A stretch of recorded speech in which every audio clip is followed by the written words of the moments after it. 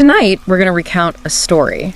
A really chilling and unsettling one that happened in Hong Kong. This isn't quite like our usual explorations. It's more of a straight recounting of events. Events that, well, I think will definitely stay with you. It's a story where things that seem completely separate at first, tragic events, they start to weave together. And the way they connect is, well, it's deeply disturbing, reveals something truly horrifying. The year was 2002. So try to picture this. You have two young girls who just vanish. Gone. And at almost the same time, somewhere else in the city, there's this father, completely desperate, threatening to harm himself and his own children. At first, you think, okay, these are two awful but separate things happening. That's exactly how it looked initially. But as we, follow the timeline, you'll see how these threads, these seemingly unconnected tragedies, they actually converge. They become one single, incredibly disturbing reality. Okay, let's start with the first disappearance. It was December 4th, 2002, an 11-year-old girl, Chan Kwan, she disappeared. It was about 6:03 in the evening. She'd left home, just popped out to buy some artist cards. Now, these cards were a huge deal back then. Oh, yeah, massively popular, especially the ones of that cantopop duo, Twins. Exactly. Twins Asha and Gillian Chung, or Gil. Big stars in Hong Kong then, a top pop group anywhere else. Yeah. Of course, Gillian Chung had that big scandal later with Edison Chen, but in 2002, kids loved those Twins cards. Collecting them was definitely a thing, a big part of youth culture there at the time. Totally. So Chan Kwan was heading to Langham Plaza. It's a shopping mall, maybe a 9-minute walk from her house if you're an adult. So a bit longer for an 11-year-old, yeah. Right. And when she didn't come home, well, her parents started to worry a lot. They looked for her, and then when the mall actually closed around 10 p.m., that's when they called the police. Which, suggests this wasn't like her at all. That quick call implies she wasn't the type to just stay out late or wander off. Made her disappearance immediately more alarming for everyone, especially the police. So the police started searching right away, the mall, the streets around it. They talked to her parents who confirmed, yeah, she was responsible, always told them where she was going. There was nothing obvious at first. No online stuff suggesting someone lured her away. Nothing. Her school said the same thing, responsible kids. So the lack of any clear reason, it just made the whole thing really unsettling. You have this picture of a kid who wasn't likely to run off or keep secrets. It just deepens the mystery, doesn't it? What could the police even do at that point with so little to go on? Well, yeah, with no obvious abduction signs, no indication she'd run away, I guess they had to focus on just retracing her steps, looking for witnesses, any clue near where she was last seen. Makes sense. And they did find something. CCTV footage. It was from a stationery shop near Langham Plaza. It showed Chan Kwan buying something, but that was the last time anyone saw her on camera. Yeah. And you can imagine, that news sent a wave of fear through the whole community. Public alerts went out, parents were terrified. The police even did a TV reenactment of her walk home on December 18th, hoping someone might remember seeing something. Anything. That reenactment really shows how seriously they were taking it, how desperate they were for a lead.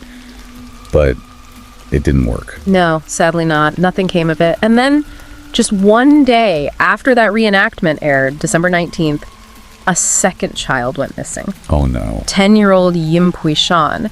Her disappearance was reported that same day, so close together. I mean, that must have set off major alarm bell. Absolutely. Another young girl vanishing so soon after Chan Kwan, that screams potential connection. Makes the whole situation feel much, much worse. Yim Pui Shan, she was usually picked up from school by her dad. But on that specific day, she told him she'd walk home herself. She normally got home around 5 p.m. When she wasn't back by 9 p.m., her parents called the school. The school said she'd left around 4 p.m. That's when they called the police, really scared there was a link to Chan Kwan's case.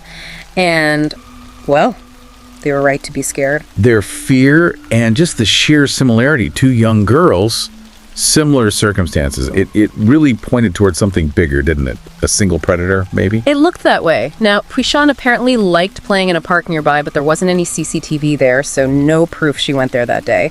But investigators did find something huge. Right. CCTV footage again, but this time from a bus. Route 39. It showed Pui Shan getting on the bus with a man. Wow. Okay. That's the first real visual lead in either case. A potential suspect caught on camera. Exactly. And what's really disturbing is where this bus route went. Route 39 passed near Pui Shan's school, okay, but it also passed near Langham Plaza, where Chan Kwan was last seen. So the person involved likely lived nearby, used that bus route. knew the area. That's what it strongly suggested. Police tracked down the bus driver, of course, but, well, he couldn't remember them. Too many passengers that day, he said. Couldn't recall Puishan or the man specifically. Frustrating. A vital clue pointing to a local connection, but no details from the witness. That's tough for investigators. You can just feel their frustration, right, hitting a dead end like that. But then, the very next day, December 20th, something else happened, something that seemed totally unrelated at first. Right. Police get a call, a woman really worried about her brother-in-law, and this is where the story takes a really dark, unexpected turn. This is where Tang Yongkang comes into the picture, isn't it? Yeah. The man who becomes the horrifying link. Yes. The caller was frantic. Her brother-in-law, Tang Yongcheng, had called her. He was threatening to blow up his house with himself and his 3 young children inside. Good grief, why? He was trying to get his wife back, Lao Tsang. She'd left him back on December 1st, just left him alone with the 3 kids. He was apparently desperate. That sounds incredibly unstable. A man pushed right to the edge by being abandoned, suddenly having to cope alone. He'd been calling his sister-in-law over and over, threatening suicide, threatening to harm the kids if Lao Tsang didn't come back. So the police, they treated it as extremely serious. Fire department, rescue teams, tactical police, everyone scrambled to Tang's house. Rightly so. When they got there, the house was just silent, sealed up tight. But as the officers got closer, they smelled it. Gas. A strong smell of gas. It confirmed Tang wasn't bluffing. Oh, chilling. Real, tangible proof of the danger. He meant it. Then suddenly, Tang starts shouting from the 2nd floor, demanding Lao Tsang come back, threatening to disappear with the kids forever if she didn't. Police tried negotiating, using a loudspeaker. They even got Tang's mother and Lao Tsang's sister there to try and talk him down. Trying everything to de-escalate. But then, they started hearing sounds from inside. Horrible sounds, loud banging, and children crying, terrified crying. Hearing that forced their hand. They had to go in. Now. Oh, God. Yeah. Hearing kids in danger like that. Yeah. Yeah, they'd have no choice. Extreme urgency. But just as they were breaking in, Tang, he made his move, ran downstairs holding a lighter, ignited the gas, boom, an explosion, fire. Localized, thankfully, but still. Unbelievable. The police immediately focused on getting the kids out. They were upstairs, suffering from burns, but alive. Tang was rescued too, also burned. He was taken to hospital, obviously under arrest. So, kids safe, Tang caught. Oh. But the link to the missing girls wasn't there yet for the police? Not yet. Their focus was the explosion, the kids' safety. Firefighters secured the scene. Police started searching the house, evidence, other hazards. On the 1st floor, they found a desktop computer, kind of notable back in 2002 Hong Kong, but nothing immediately suspicious, nothing linking to the girls. Okay. But then they went upstairs to the 2nd floor, and that's where the horror really started. In Tang's bedroom, they found 2 more gas cylinders, and then in the wardrobe, What? a futon, or maybe a blanket, wrapped really tightly with red nylon rope. They opened it. Inside was the body of Yim Pushan. Oh my God. The second missing girl, still in her red school uniform. Her parents had only reported her missing the day before. Finding her there, it changed everything. Yeah. Instantly. Yeah. A direct, undeniable link. Tang wasn't just suicidal, he was a murderer. The case just blew wide open. And the search of the house became much more intense. In a storage room, they found Puishan's school bag, and next to it, a pair of shoes. Shoes later confirmed to belong to Chan Quan. Chan Quan's shoes in his house. And twins' artist cards, the exact kind Chan Quan had gone out to buy. They also found bags of cement in that storage room. Made them suspect, maybe he'd use cement to hide something. Or someone. Cement, oh no. And then, the final, absolutely dreadful discovery. Behind the house, hidden under a washing machine, there was a drain pipe, and it had clearly been recently cemented over. Oh, Colin. They broke it open. Inside, the decomposing body of a young girl. DNA later confirmed it. It was Chan Quan. He cemented her into a drain pipe. Of this monstrous, both girls found in his house. The absolute worst fears confirmed. Yeah. The physical evidence was overwhelming. But the why? The motive was still this dark, awful question mark. That came out during Tang's confession. He told them what happened on December 4th. With Chan Quan. Yeah. She'd run into him near Langham Plaza, and he was holding twins cards, the very thing she wanted. The bait, those innocent cards, suddenly seem so sinister. What does that even say about his mindset, focusing on a child's hobby like that? Well, Tang admitted. He said Chan Quan reminded him of his wife, Lao Tsang, the wife who'd just left him days before December 1st. So he used the cards, promised her more if she came back to his place, and she went with him. took a taxi with him and his 3 kids. Oh, that's awful. He used his own children as part of the lure. At his house, he showed her his card collection. Then he went upstairs, called Lai Tsang again, begged her to come back. She refused, firmly, finally. And Tang, he snapped. The rejection. Yeah. Enraged by it, fixated on this poor girl who he thought looked like his wife. He called Chan Kwan upstairs, and he attacked her. Physically assaulted her until she died. The exact details weren't released, but it was brutal. Projected all his rage and twisted feelings onto an innocent child because she happened to resemble his wife. That's deeply disturbed. And it gets worse. He then desecrated her body after she was dead. Then he went out, bought cement, stuffed her into that drain pipe behind the house, and sealed it up. Unspeakable. Then he confessed about Puishan. He said he often took his own kids to that park near her school, so he'd seen Puishan there before. They'd even met a few times. She'd actually been to his house once before. He knew her already, grooming her perhaps. It seems like it. On December 19th, he lured her to his house again, said he was playing a game with her in his room, put a pillow over her face like it was play, then just pressed down harder and harder until he suffocated her. She was 10, couldn't fight back. Oh, God. Just suffocated her while pretending to play? That calculation. It's chilling. And then he desecrated Puishan's body too, before hiding her under the futon in the wardrobe where the police found her. These calculated acts, luring them, the violence, the desecration. Yeah. It's beyond comprehension. When the police dug into Tang's background, it got even darker, if that's possible. He had a history. Pedophilia. Yeah. He was originally from Taiwan, moved to Vietnam, then Hong Kong, apparently as a refugee.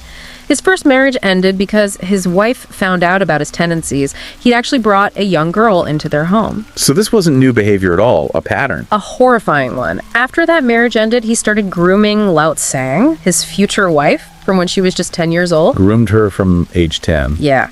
He eventually divorced his first wife, married Lao Tsang. Her life with him sounds like, well, complete control. Isolation. She had their 3 kids between the ages of 13 and 18. 13? She barely knew the outside world. That's just awful exploitation, giving birth at 13. Her escape route, apparently, was getting a job at a karaoke bar. That taste of independence, meeting other people, it gave her the strength to finally leave him, start a new life, find someone else. So her breaking free, escaping that terrible situation, was the trigger for his final spiral. Exactly. But the motive for the explosion, the threat against his own kids, it took another bizarre, sinister twist. Tang believed in some kind of dark magic, a ritual. A ritual. Yeah. He thought if he sacrificed 5 blood relatives, he could create vengeful ghosts. Ghosts that would haunt Lao Tsang forever. 5 blood relatives. Wait. In his completely warped mind, he counted himself, plus his 3 children. That's 4. And then he considered Chan Kwan and Yim Puishan as blood too, because of what he did to them. That fulfilled the 5 he needed for this horrific ritual. That is profoundly disturbing. The level of delusion, the depravity. Yeah. To twist his abuse into some kind of sick familial connection for a ritual. It's just, there are no words. The trial started February 25th, 2004. 2 counts of murder, Chan Kwan and Puishan. 1 count of attempted murder for his kids. His defense tried to argue he only committed the murders, denied the sexual assault aspect, and pleaded insanity. Said he had severe depression, lost control. But the ritual aspect, that points to planning, doesn't it? Not just loss of control. Exactly. The psychiatric experts rejected the direct link between his depression and the violence. They noted the ritualistic beliefs, the planning involved. It wasn't just a sudden snap. So the court had to weigh the insanity plea against the evidence of calculation and his history. And they found him guilty. Guilty of murder. 2 life sentences for the girls, plus another 8 years for trying to kill his children. Justice, as much as possible in such a case. In the years after Tang's old house, it just became this derelict place. People avoided it. There were rumors, locals saying they heard children's voices, laughter coming from inside. Chilling. The stigma attached to a place like that. The person who eventually bought it apparently couldn't sell it on, ended up offering it rent-free for 5 years, but only after they'd had some kind of spirit cleansing ritual done. Wow. And Tang himself, in prison, reports said his mental state just deteriorated, became really unstable. Apparently he was constantly raving, saying he was being haunted by the ghosts of Chen Kwan and Yim Puishan. A grim ending. It just shows the deep scars these kinds of crimes leave on the families, the community, even the physical place itself. This whole story, this recounting of what happened in Hong Kong back in 2002, It's just such a stark, terrifying reminder, isn't it? Of the darkness that can exist inside someone, the absolute devastation it causes, the cruelty from Tang Yongkang. It really drives home that sometimes real life is far more horrifying than any ghost story. It truly is. It leaves you thinking about how fragile childhood innocence really is, and the hidden dangers. Yeah. Dangers that can be right there in plain sight. It just makes you realize how vital vigilance is, how much we need to protect the vulnerable. A deeply unsettling reminder of the capacity for evil and the trauma that echoes long after. For today, I must bid farewell. We'll recount another story next time. Friends, please take good care of yourselves. Goodbye! Goodbye!